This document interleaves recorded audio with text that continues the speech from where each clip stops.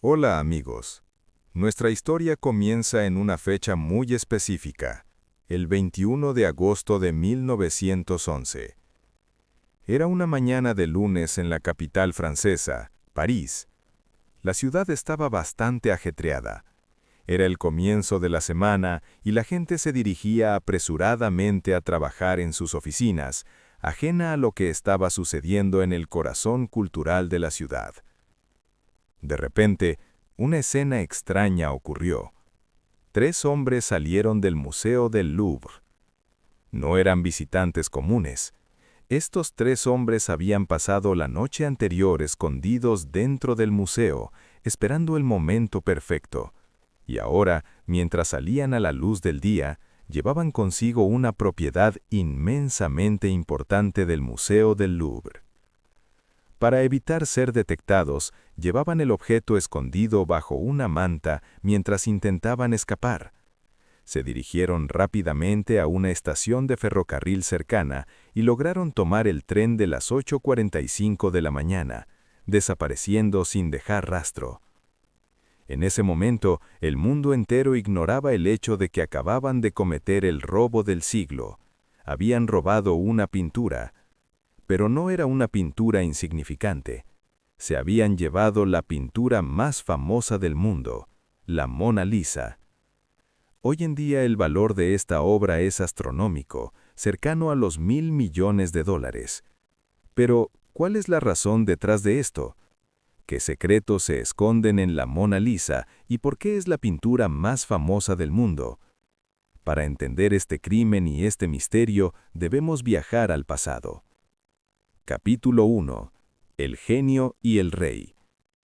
La Mona Lisa fue pintada en el año 1503 por un artista italiano, el legendario Leonardo da Vinci. Este hombre era tan asombroso que resulta difícil de creer. No solo era pintor, sino también ingeniero, científico, escultor, arquitecto y teórico. Su mente no tenía límites. Tenía conocimiento de una inmensa variedad de temas, ya fuera pintura, cartografía, astronomía, anatomía, botánica, hidrología, geología, óptica o incluso paleontología. Se podría hacer un video completo solo sobre su vida. Pero centrémonos en su obra más famosa, la Mona Lisa. Una pregunta que surge a menudo es, si Da Vinci era italiano, y la Mona Lisa también lo era, ¿por qué esta pintura se encuentra hoy en Francia? La respuesta se encuentra en un viaje real. En el año 1516, el rey de Francia, Francisco I, invitó a Leonardo da Vinci a vivir en Francia. Aceptando la invitación, da Vinci se mudó de Italia a Francia y se llevó la Mona Lisa con él. Los registros históricos no son claros al respecto, pero se cree que para ese momento Da Vinci aún no había completado la pintura. Incluso 15 años después de haberla comenzado, seguía trabajando en ella, tratando de modificarla y mejorarla obsesivamente. Lamentablemente, en el año 1519, Leonardo da Vinci falleció durante su estancia en el Palacio francés. Tras su muerte, el rey mantuvo esta pintura como parte de su colección real. Ahí permaneció, en el lujo de la corte durante siglos. Pasaron unos 150 años, hasta que en 1797, cuando ocurrió la Revolución Francesa, la pintura fue sacada del palacio y entregada al Museo del Louvre. Y fue este traslado al museo público lo que finalmente preparó el escenario para que fuera robada en 1911, como mencionamos al principio. Capítulo 2. ¿Quién es la mujer del retrato? La gente siempre ha sentido una inmensa curiosidad sobre la identidad de la mujer en la pintura. Durante siglos, su rostro ha mirado a millones de personas, pero pocos sabían su nombre real. La primera revelación importante sobre esto fue hecha por un artista italiano llamado Giorgio Vasari, quien escribió la biografía de Leonardo da Vinci en el año 1550. Según los escritos de Vasari, esta mujer era Lisa Gherardini. Lisa estaba casada con un comerciante de seda que vivía en Florencia, llamado Francesco Gicondo. Vasari creía que Francesco había encargado esta pintura de su esposa y de ahí proviene el origen de los nombres famosos de esta obra. Analicemos el nombre que todos conocemos, Mona Lisa. Este nombre deriva de Madonna Lisa. Tradicionalmente, en italiano, la palabra Madonna se usaba para significar señora o madame. Por lo tanto, Madonna Lisa significaba señora Lisa. Con el tiempo, la palabra Madonna se acortó a Mona, escrito con doble N. Sin embargo, cuando esto se escribió en inglés, se eliminó una N y Mona se convirtió en Mona. Así que literalmente, Mona Lisa significa señora Lisa o Lady Lisa. Pero la pintura tiene otro nombre, la Gioconda. Esto se debe a que después de su matrimonio, Lisa Gherardini se convirtió en Lisa Giocondo. Aquí hay un detalle fascinante. En italiano, la palabra Giocondo significa alegre o jovial, significa brillante y alegre. Y hoy en día, la Mona Lisa es mundialmente famosa precisamente por su sonrisa. De ahí obtuvo su nombre, la Gioconda. En francés, la palabra Giocondo se escribe con J, como Joconde. Por eso, si vas al Museo del Louvre, en París, y ves la pintura, en francés estará identificada como la Gioconde. Interesantemente, en 1950, a pesar de la revelación de Vasari sobre Lisa Gherardini, la gente no estaba lista para creer que su narrativa fuera correcta. Comenzaron a surgir muchas teorías sobre que esta mujer era alguien más. Algunas personas decían que ella en realidad era la madre de Leonardo da Vinci. Otros decían que se trataba de una pintura de una reina de la aristocracia italiana. Pero la teoría más interesante y perturbadora fue que en esta pintura Da Vinci se pintó a sí mismo. Esta teoría sugería que la pintura no es de una mujer, sino de hecho un autorretrato de Da Vinci donde él imaginó cómo se habría visto si hubiera sido mujer. Esta idea fue promovida por la artista Lilian Schwartz en un artículo en 1987. Ella utilizó técnicas digitales para tratar de mostrar similitudes entre el rostro de Leonardo da Vinci y la imagen de la Mona Lisa. Sin embargo, bajo esta lógica, dos caras cualesquiera pueden verse similares simplemente colocándolas una sobre la otra. Pero hoy podemos decir con mucha certeza que la mujer pintada aquí es en dicho Lisa Giocondo. Un profesor que vivía en Florencia investigó esto durante 25 años. Archivos antiguos y descubrió en 1904 evidencia clara para probar este hecho. Encontró que la familia de Da Vinci tenía una relación muy cercana con la familia de Francesco Giocondo. Encontró un registro de que el matrimonio de Lisa fue registrado el 5 de marzo de 1495.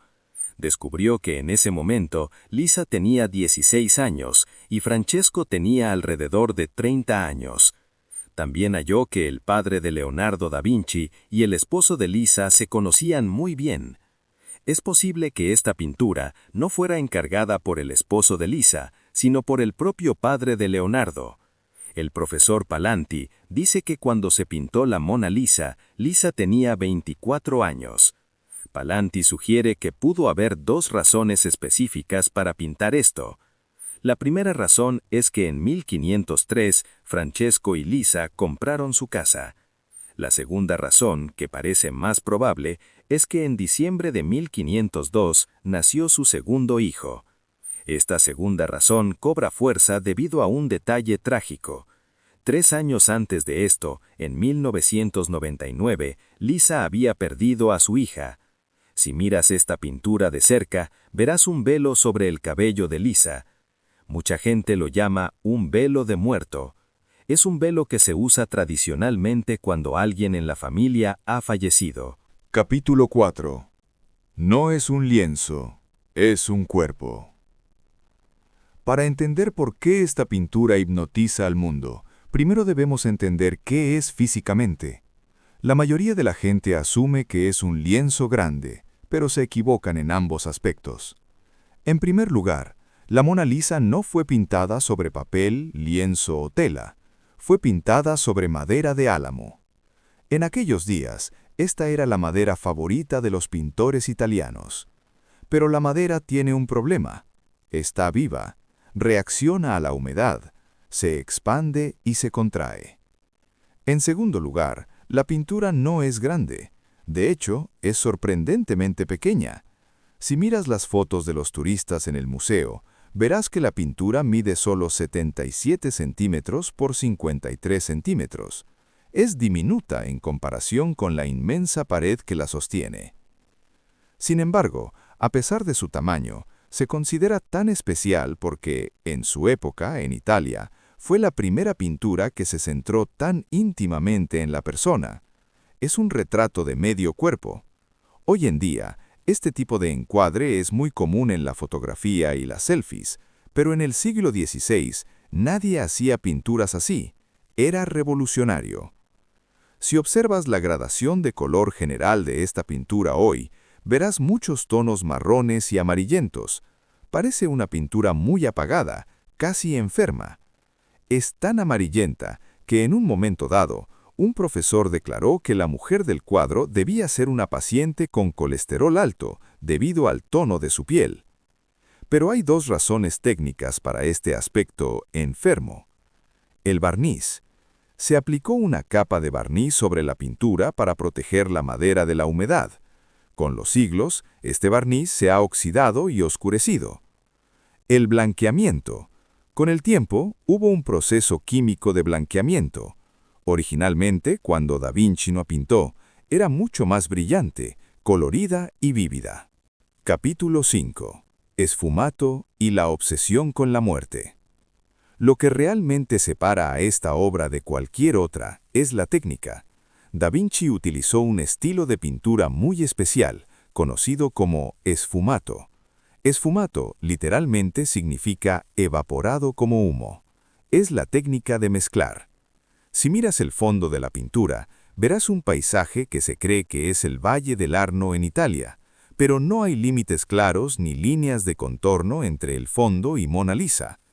En algunos lugares, el cabello de Mona Lisa se mezcla literalmente con el paisaje.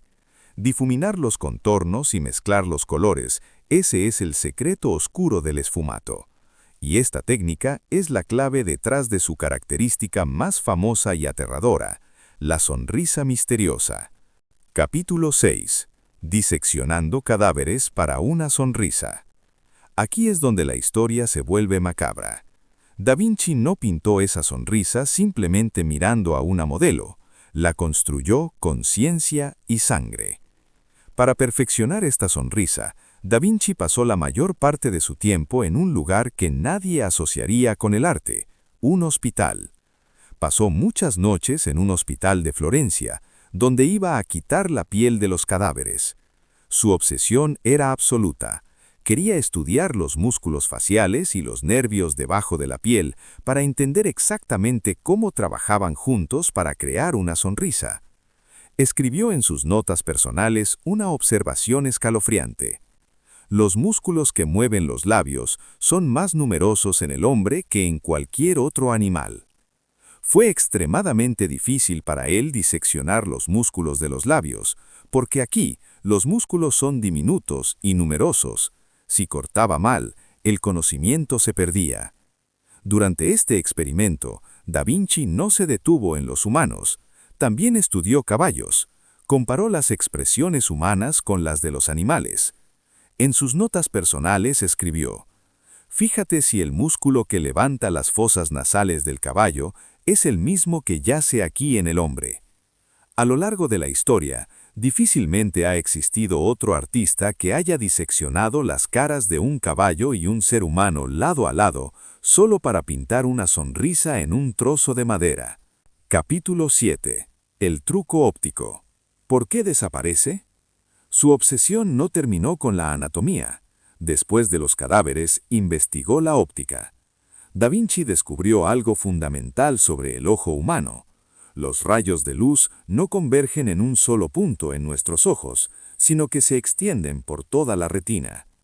El centro de la retina, conocido como la fóvea, nos ayuda a ver los detalles más finos. El resto de la retina capta más las sombras y las imágenes en blanco y negro. Usando este conocimiento, diseñó la sonrisa específicamente para engañar a tu visión periférica. Cuando miras la Mona Lisa a los ojos, estás usando tu visión periférica para ver su boca. Tu retina capta las sombras creadas por el esfumato en los comienzos de sus labios, y tu cerebro interpreta esas sombras como una sonrisa. Pero, si bajas la mirada y te enfocas directamente en su boca, tu fóvea, el lado detallado del ojo, toma el control.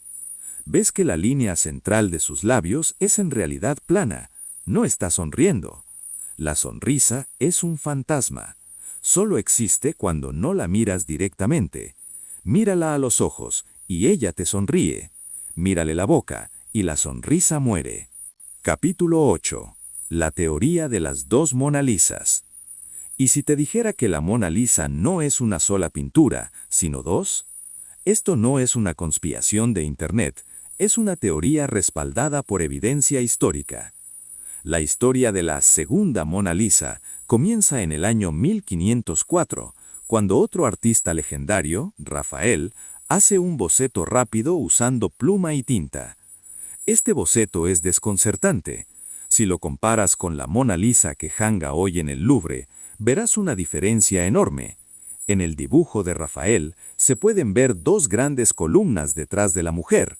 La pintura del Louvre no tiene columnas. Inicialmente, los expertos pensaron que Rafael simplemente había inventado las columnas, pero en 1993, un historiador de arte alemán refutó esto, y el profesor Palanti, el que identificó a Lisa Gherardini, confirmó que Rafael vivía justo enfrente de la familia Giocondo, en Florencia. Rafael vio la pintura original. Entonces, ¿dónde están las columnas? La respuesta apareció en 1914. Un novelista que vivía cerca de Londres, John R. Eyre, reveló al mundo una nueva versión de la Mona Lisa. Se le conoce como la Mona Lisa de Isleworth. Esta segunda pintura es físicamente diferente. Es 3,5 centímetros más larga y 5 centímetros más ancha que la del Louvre. La mujer en esta pintura parece mucho más joven. La cabeza está inclinada un poco más hacia adelante. Y lo más importante, tiene las dos columnas que Rafael dibujó. La teoría de los expertos es fascinante. Leonardo da Vinci pintó ambas pinturas. La Mona Lisa de Isleworth sería la primera versión, pintada cuando Lisa era joven. Da Vinci estaba experimentando. Años después, pintó la segunda versión, la del Louvre, donde perfeccionó las sombras y eliminó las columnas. En 2010, la Fundación Mona Lisa investigó esta segunda pintura. Concluyeron que el rostro y las manos fueron efectivamente pintados por Leonardo da Vinci, pero el fondo, probablemente, fue terminado por un artista inferior en su taller. Así que tal vez la pintura más famosa del mundo tiene una hermana gemela perdida, escondida en una bóveda privada, mientras el mundo adora a la otra. Capítulo 9. El enemigo en casa. Volvamos al crimen. El mundo entero buscaba a un sindicato internacional de ladrones de arte, o tal vez a un millonario excéntrico que había encargado el robo. La policía francesa interrogó a todo el mundo, incluso arrestaron brevemente al famoso poeta Guillaume Apollinaire, y sospecharon del pintor Pablo Picasso. Pero la verdad era mucho más simple y humillante para el museo. El cerebro detrás de este robo no era un genio criminal. Se llamaba Vincenzo Perugia. Y lo más impactante es que la policía nunca lo buscó fuera del museo porque él trabajaba allí. Vincenzo era un empleado del Museo del Louvre. Conocía las salidas, los horarios y las debilidades de la seguridad. Su plan fue audazmente simple.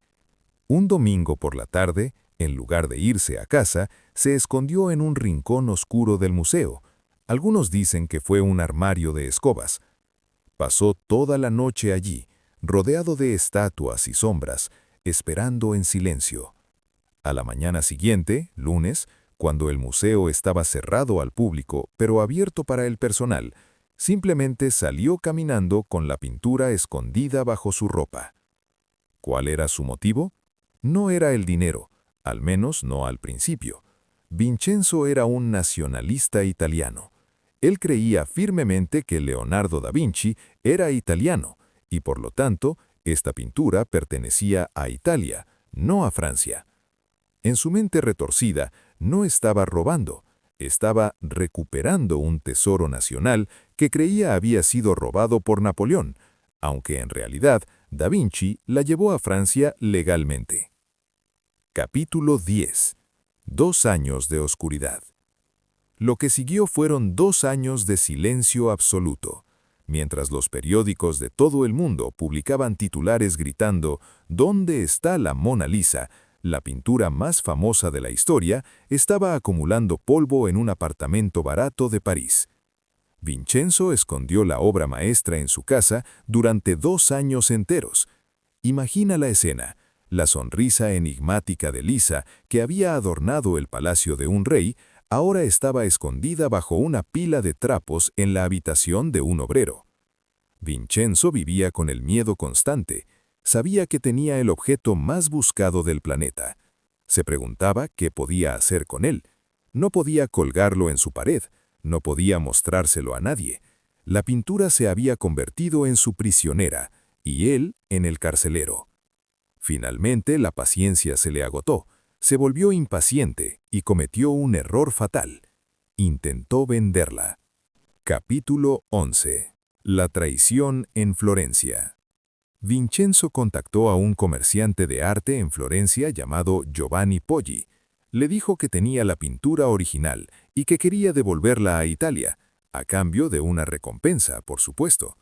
Giovanni Poggi era escéptico. ¿Cómo podría un simple obrero tener la Mona Lisa? Aceptó reunirse con Vincenzo para inspeccionar la obra. Cuando Vincenzo sacó la tabla de madera, el corazón del experto debió detenerse. Poggi buscó una cosa específica, el sello. En la parte trasera de la pintura vio el sello del Museo del Louvre. Confirmó que era la pintura robada. En ese momento, Vincenzo creía que sería aclamado como un héroe nacional en Italia, pero Giovanni Poggi hizo lo que cualquier experto legal haría. Llamó a la policía. Vincenzo fue arrestado inmediatamente. Debido a que el crimen había ocurrido en Francia y él fue juzgado en Italia, y debido a sus motivos patrióticos, el tribunal fue increíblemente indulgente. Fue sentenciado a solo 6 meses de prisión. 6 meses de cárcel por robar la obra de arte más valiosa de la historia humana. Capítulo 12. El regreso y la prisión de cristal. La pintura fue enviada de regreso al Museo del Louvre con una escolta de seguridad masiva y fue colgada nuevamente en su lugar el 4 de enero de 1914. Pero la Mona Lisa que regresó no era la misma que se fue. El mundo había cambiado. Hoy, si visitas el Louvre, ya no puedes acercarte a ella. Está exhibida detrás de un cristal a prueba de balas. Vive en condiciones estrictamente controladas. La humedad se mantiene exactamente al 50%, más o menos 10%. La temperatura se mantiene estrictamente entre 18 y 21 grados centígrados. Es tratada más como un paciente de terapia intensiva o un arma nuclear que como una pintura. Conclusión. La ironía final. Aquí está la parte más interesante de toda esta historia y el verdadero secreto que los historiadores de arte no suelen admitir. Antes del robo, la Mona Lisa no era la pintura más famosa del mundo. Es verdad, antes de 1911, las personas interesadas en el arte la conocían, pero la gente común no sabía nada sobre la Mona Lisa. Era solo una de muchas obras en el Louvre. Fue el robo lo que la convirtió en un ícono mundial. Los titulares de los periódicos, las teorías de conspiración y el misterio de su desaparición la transformaron en una celebridad mundial. Así que si vas al Museo del Louvre y ves una multitud de personas empufándose para tomar una foto, bloqueando la vista, y te preguntas por qué hay tanto alboroto por una pintura tan pequeña y oscura, puedes culpar a Vincenzo Peruggia por esta popularidad. Él quería devolverla a Italia, pero en su lugar se la regaló al mundo entero. Si te gustó esta historia oscura de crimen y misterio, también te gustará el video sobre el diamante maldito Koh-i-Noor. Haz clic aquí para ver cómo una piedra preciosa destruyó imperios. Muchas gracias.